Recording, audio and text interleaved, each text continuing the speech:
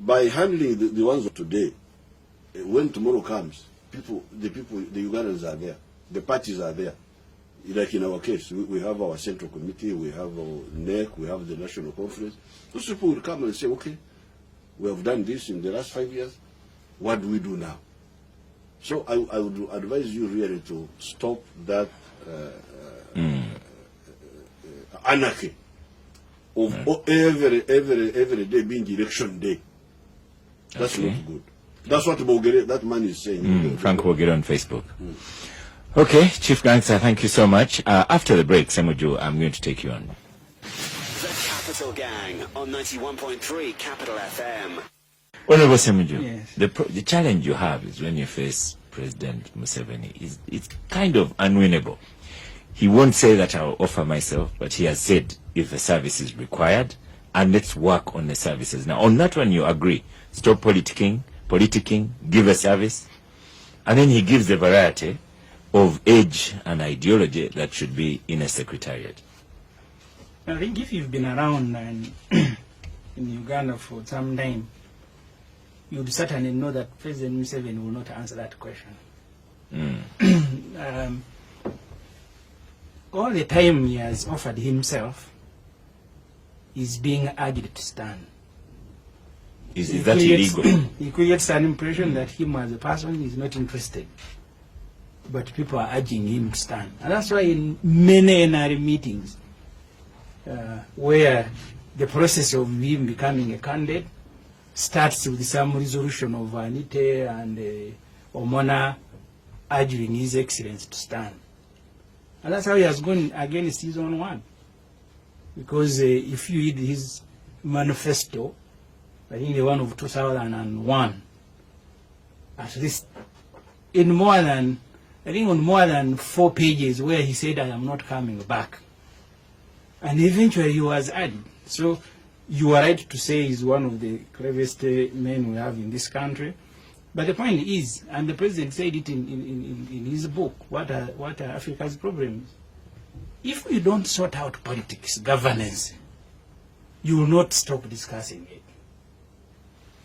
Because let me tell you, Oscar, the president, when he came here and captured power, 1986, Uganda was the project. Along with the way the president became the project, the amount of money now we spend on the presidency and keeping him in power is almost more than the amount of money we spend. You're talking about delivering services. You'll never deliver services once a leader becomes the project of a country. Then the president came here, he said, I'll go and buy furniture in Kawempe. He was riding Santana. He gave his ministers in the Saniraure, he said, we must be frugal with our resources. When I was in South Sudan, at the inauguration of that country, the president came with his jet, the chopper was there was a motorcade. When you combine the amount of money we spend on the president visiting, in fact, I sat with the ministers and MPs from UK and other countries. I had been sent there by the speaker. When the president arrived, they were wondering whether he was the president of South Sudan. South Africa, which is the second biggest economy in Africa, their president came with 3 vehicles provided by South Sudan. The one of Uganda came with a jet, with a chopper, with a motorcade of about 50. And even all of these people you see now who are hovering around, it is not because they love the president more than Mushega. It is because they have discovered when you go and begin praising the president, there will be personal benefits. And that's what is killing Uganda. We will never discuss anything. In the parliament, we are discussing the president. On radio, everybody is discussing Mr. Museveni. And it is only him who can stop this discussion. When the president put Uganda at the center of the discussion, the time when he was still, because he's been also been around, ideologically charged, and I use that word ideologically charged, I meant it. He said, now we will no longer buy your thing. We will bring maize, you give us ammunition, you give us this and that. And you think he's changed from that? I said when he was ideologically charged. And you think he's changed? The environment has changed him. He's not a socialist that we had when he captured power. He's now a capitalist. Has the environment changed you? You drive a Prado. Your wife drives a car. It was because of the limited resources. But once personally I get money, I'll go and buy the most expensive vehicle. Me as a person. So therefore, the point I am making, you will never get an answer from President Museveni whether you will stand. Okay. Because now it will be like he wants, and always he wants to create an impression he doesn't want. He's being urged by Anite, by so and so. But you also have to take on board that they are urging, because if you asked really, even in his sleep, he would say he wants Museveni to leave. He's urging him. His colleagues with whom they fought to come and liberate Uganda, they all have been asking him not to continue standing. Okay. Who is asking him? When the president came here, Nekesa, Omona, Anite, some of them were not even born. He came here when I was 12 years old. So therefore the point, Oscar, if you can allow me just one more second. Yes. First of all, that answer you will not get. But secondly, you cannot discuss service delivery without discussing President Museveni. Okay. Let me tell you one thing as I finish.